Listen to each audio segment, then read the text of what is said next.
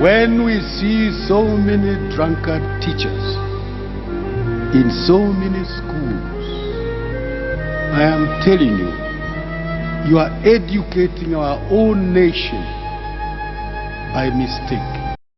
If there is one of the most influential leaders in Kenya today, then a young boy of a peasant farmer, Kibaki Githinji, known as Stanley Emilio Mwai Kibaki, can slip off your tongue. Unlike other politicians, he was not born with a silver spoon in his mouth. He went through a hard life on his way up. In Tunguri village, Othaya division, Nyeri County in 1931, a hero was born. At his tender age, he looked after his father's cattle, babysitted his sister's nephews and nieces, and worked as a conductor of Othaya Bus Defunct Union, as well as a carpenter. Bygones are bygones. He began a new chapter of life when his brother-in-law Paul Muriithi approached him to go to school. Without any haste, Kibaki, like a thirsty child who has been yearning for education in his entire life, went to Katiaini and Karima primary schools, later to Nyeri and Mangu high schools. He turned out to be an exemplary and best student by scoring 6 points in his O-level education, which was a grade 1 distinction, a merit to Makerere University. He studied economics and political science, where he emerged the best with a first-class honors degree in 1955. Within no time, he was appointed an assistant manager of the shares company in Uganda, where he served shortly before enrolling his bachelor's degree in public finance at the prestigious London School of Economics in Crete, where also he got a distinction. He went back at Makerere University and taught as an assistant lecturer in economics department from 1958 to 1960.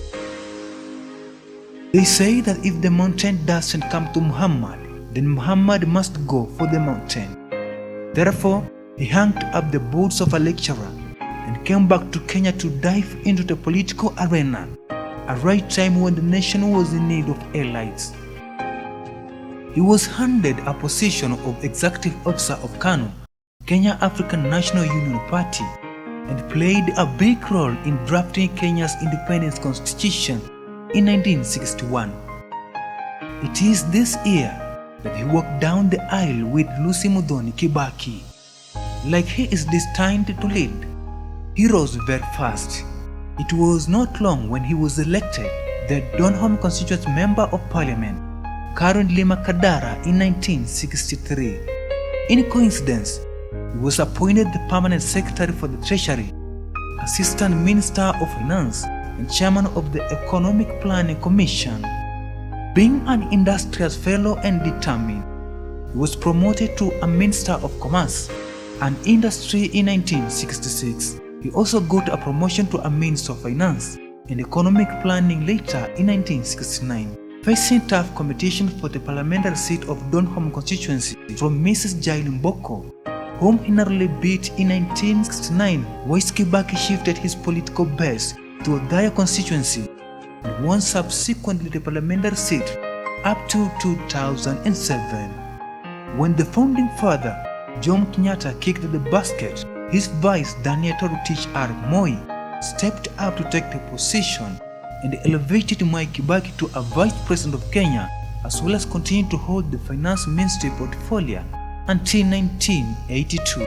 Mimi Mwai Kibaki naapa kwamba nitakuwa mwaminifu kwa Rais wa Jamhuri ya Kenya, Mheshimiwa Daniel Toroitich Arap Moi, na nitaitumikia Kenya kwa moyo wangu wote, na kwamba nitaihifadhi, nitailinda na kutetea katiba ya Kenya kwa mujibu wa sheria iliyowekwa. Ewe Mwenyezi Mungu msaidie. The relationship between Kibaki and his senior started tangling up and growing estranged opposed to his demotion as a vice president to just a minister of health. He mesmerized Kenyans by taking the position without any ado. Kibaki was described as a loyal stalwart of KANU, the once he uttered strong sentiments that trying to dislodge KANU from power is like cutting a fig tree using a razor blade. My views, which really are government views, is that family planning is an integral part of development. In astonishment, Kibaki resigned from KANU only a few days after the repeal of Section 2A of the Constitution, which restored multi-party democracy in 1991, founded Democratic Party, ended the presidential quest in 1992.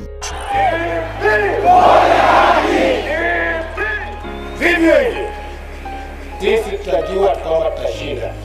Tufuate umoja, tafute haki. Kenya mpya imeshajengeka.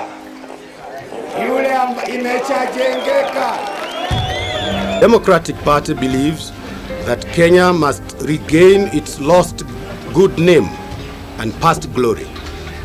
It has also the potential to elevate its status even higher in the community of nations. Considered as a Johnny come little optimist, he didn't receive a good reception, therefore emerged the third in the election. A tireless and relentless Kibaki again dived into the presidential quest in 1997 and became second after Moi, who was made the official opposition leader.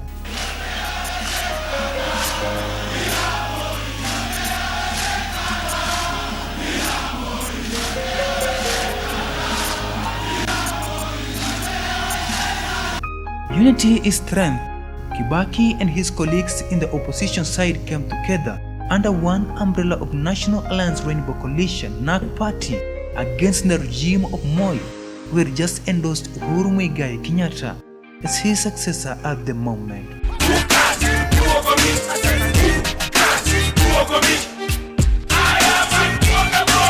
During the massive rally that was held at Uhuru Park, Raila, who had just ditched KANU forming formidable force, would NAC said Kibaki tosha, and Kibaki became the flag bearer of the alliance, led NAC to election.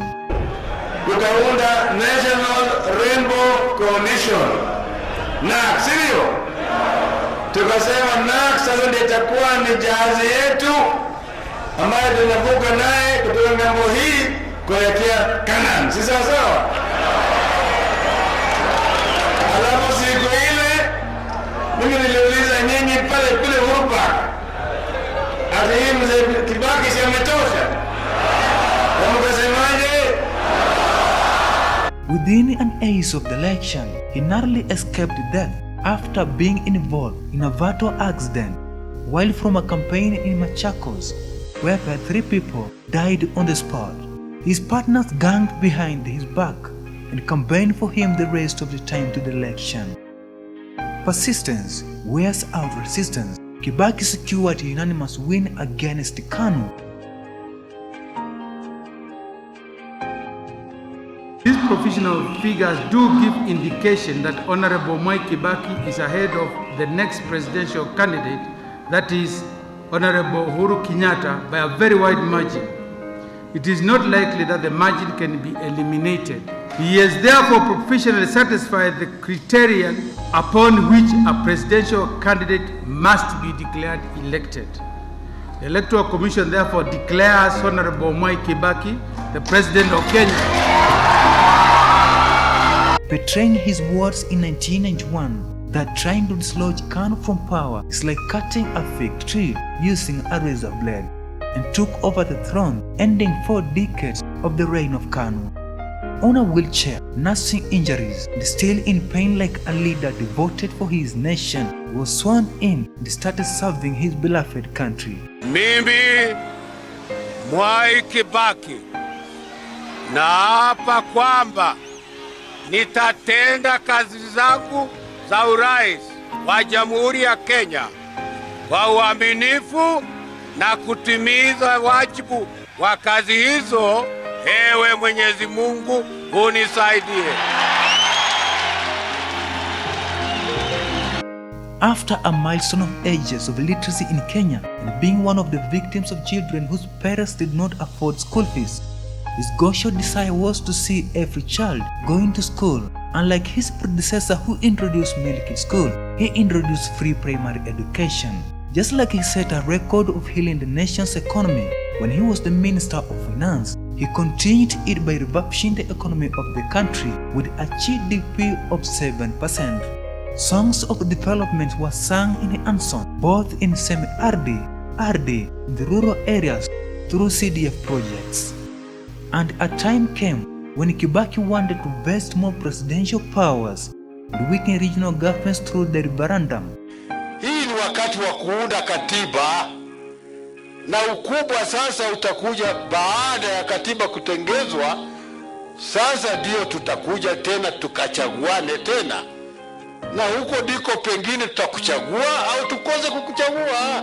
Raila, who had just fallen out with the president, formed allies with the opposition party KANU and marshaled the people to say no to the referendum. Mimi nasema Kibaki toka, Raila tosha. Kibaki toka, Kibaki toka, Kibaki toka. In a result, 7 provinces said no to the referendum. Only his residential province to say yes. Like a defeated antelope, Kibaki went silent for 2 weeks, and in efficiency, Kibaki reshuffled his cabinet, leaving out the team that said no to the referendum.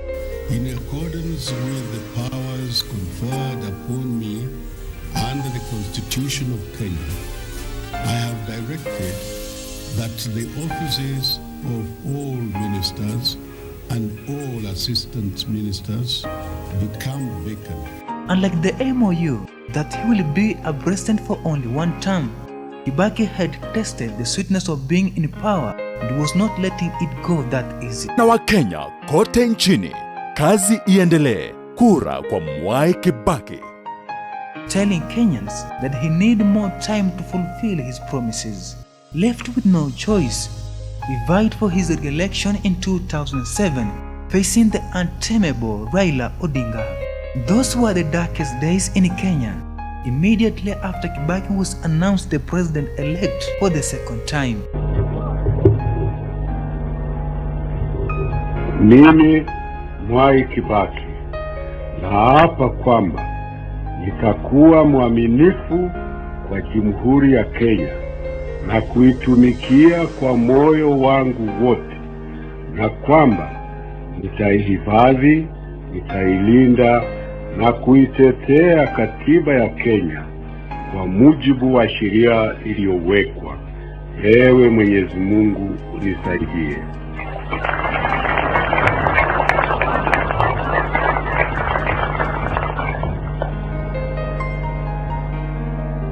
Lots of Kenyans lost life, buildings burned down, families displaced, and rendered homeless in connection with the post-violence election, which rose eyebrows all over the world, making United Nations to intervene to calm down the situation with its Secretary General, the late Kofi Annan.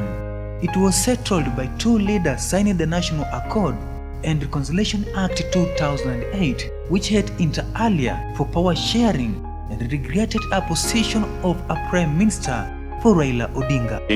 To work together to heal and reconcile this nation, working jointly to implement the reform agenda on which they have agreed, and sustaining the effort until the job is done.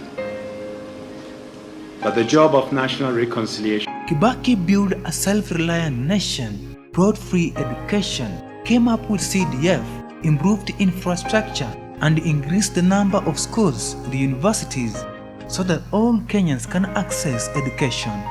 He retired with a better Kenya than he found it. Kenyans massively celebrated his farewell, terming him as a savior who came at the hour of need. Up to date, Kenyans refer Kibaki as the best president ever in Kenya. We have reached the end of the channel of our documentary today. Do not forget to like and subscribe to my YouTube channel. I'm your one and the only Koba Barasa.